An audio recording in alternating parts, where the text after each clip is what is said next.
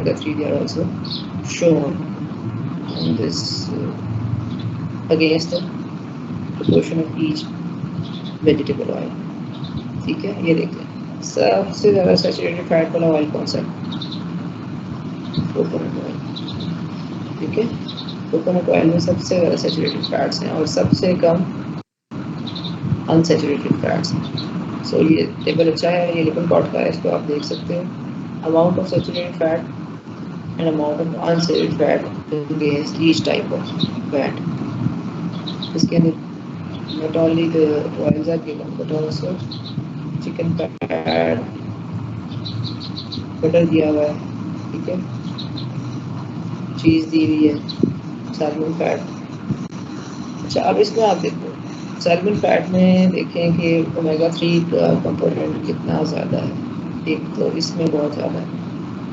Animal sources में fish के अंदर, सैल्मन फिश के ऑयल में, सैल्मन फिश की फैट के अंदर उसका कंपोनेंट कहाँ पे होती है फिश की फैट?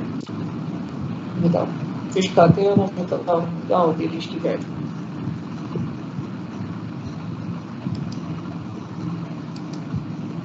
जी क्लास, तरीका अख्तर,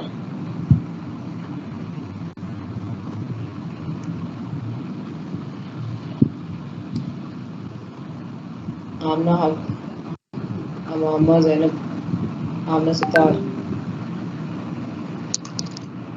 आयशा रिजवान। मैम उसके मीट में और लीवर मैम उसके लीवर में, मैम मीट और लीवर में होती है।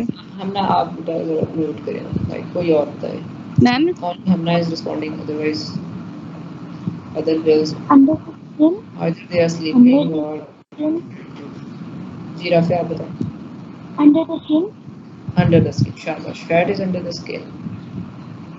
ठीक है, fat of the fish is under the skin, उसमें भी होता है ये। यू कैन सी, ये देखिए सैल्मन फैट, इसमें कितना ज़्यादा ओमेगा-3 है, राइट। और प्लांट ऑयल्स में किसमें सबसे ज़्यादा ओमेगा-3 फैटी एसिड्स? नहीं, ओमेगा-3 फैटी एसिड्स सबसे ज़्यादा जो पिक्चर डिस्प्ले हुई है ना आपके पास, फ्लैक्सीड ऑयल में, फ्लैक्सीड ऑयल में, शाबाश, flaxseed oil that is rich in omega-3 fatty acid. Knowing the relative composition of these oils, ठीक है, relative composition of these, you can better select of these oils anyone, ठीक है, for your usage in your diet, ठीक है ना। If you go to the market then you can easily choose one of these oils based on their composition.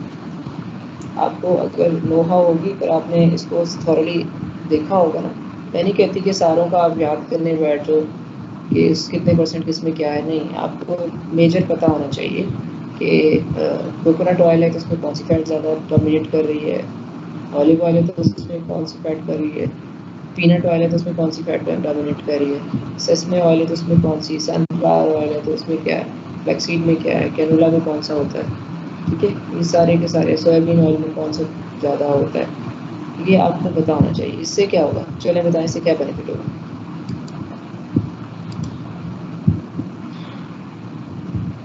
सबसे पहले तो बताएं कि आप लोगों का जो मोटिवेशन है for the discussion during the tutorial session, why it is too much depressed or declined. Barisha Ishfaq, sorry.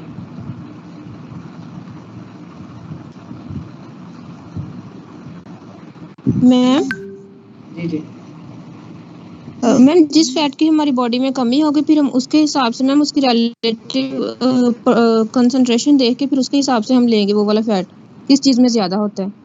हाँ बेटा, बॉडी में कमी से बेटर अगर मैं कुछ कमेंट करूँ इस पर, तो वो ये होता है कि आप की जो कंडीशन हो, लाइक अगर कोई कार्डियोवास्कुलर डिजीज़ का पेशेंट है, ठीक है, उसके लिए आप ऑयल की सिलेक्शन कुछ और करोगे।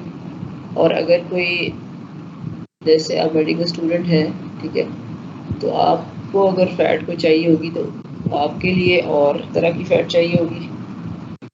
लाइक और तरह की फैट का क्या मतलब है, जिसके अंदर ओमेगा 3 फैटी एसिड ज़्यादा हो। क्यों ज़्यादा हो, क्यों चाहिए होगा आपको ओमेगा 3?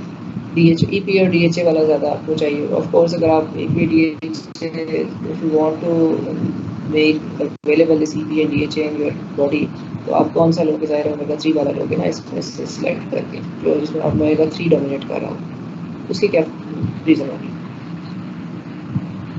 मैंने नहीं बताया। चले हम आप ही बता दें। मैम क्योंकि ये विजन और ब्रेन का फंक्शन, जैसे अभी आपने बताया कि पोस्टसिनेप्टिक न्यूरल सेल, एग्जैक्टली क्योंकि CNS में इसका इफेक्ट है। CNS को रिक्वायर्ड है ये वाला फैटी एसिड, EPA और DHA रेडिली अवेलेबल चाहिए उसको। तो होगा तो वो डालेगा उसमें, इंकॉर्पोरेट करेगा और फिर उसकी फंक्शनिंग इम्प्रूव होगी, या फिर नॉर्मल जो अच्छी फंक्शनिंग है, एफिशिएंट फंक्शनिंग तभी होगी।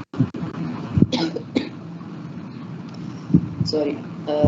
और जिस तरह कार्डियोवैस्कुलर डिजीज, उसमें बताएं कौन सा अगर है CHD का पेशेंट है उसको क्या देंगे? उसको भी ओमेगा 3 ज़्यादा देंगे क्योंकि इसका एंटी इन्फ्लेमेटरी रोल होता है ओमेगा 3 का। ओमेगा 6 का प्रो इन्फ्लेमेटरी रोल होता है। तो आप ये ट्राई करेंगे ज़्यादा कि ओमेगा 3 वाली डोमिनेटिंग ओमेगा 3 वाली डाइट है ना, वो आप उसको दें। अच्छा, अगर कोई वो है,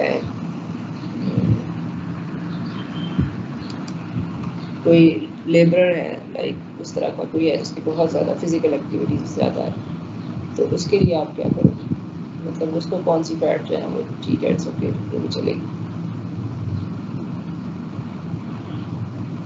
बटर चल सकता है, ठीक है। सैचुरेटेड फैट अगर ज़्यादा है तो इट्स ओके, वो बर्न कर सकता है, उसकी ऑक्सीडाइज हो जाए, मेटाबोलाइज हो जाएगी, तो आप उसको दे सकते हैं। लेकिन एक sedentary lifestyle person with sedentary lifestyle है, उसको तो आप नहीं दोगे ना saturated fat.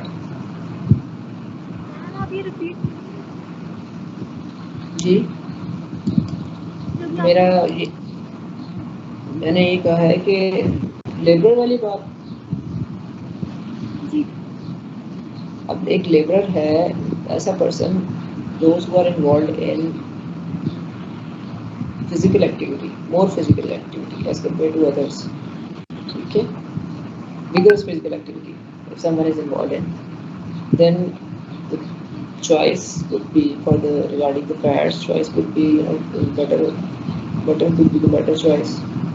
Why? Because based on his physical activity he can burn easily. Burn means metabolize, oxidize kar lega whatever the fat he is taking, short chain fatty acids, rich in butter, yes, they can be easily metabolized, short chain fatty acids।